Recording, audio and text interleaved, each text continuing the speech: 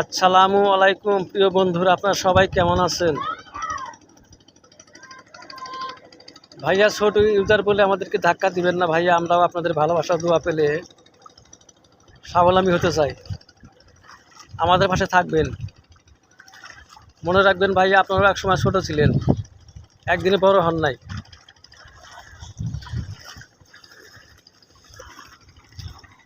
সকলের প্রতি ভালোবাসা ও আন্তরিক ধন্যবাদ ও শুভকামনা রইল আমার পক্ষ থেকে।